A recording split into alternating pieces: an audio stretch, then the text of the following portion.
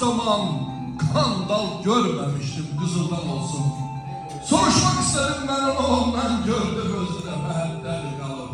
Mən vəzimdən, mehribanından, yan baxış, yorğun səs, soyuq əl qalıb. Yemeğinizi Budur mu xoşbəxtlik yaxud saadət?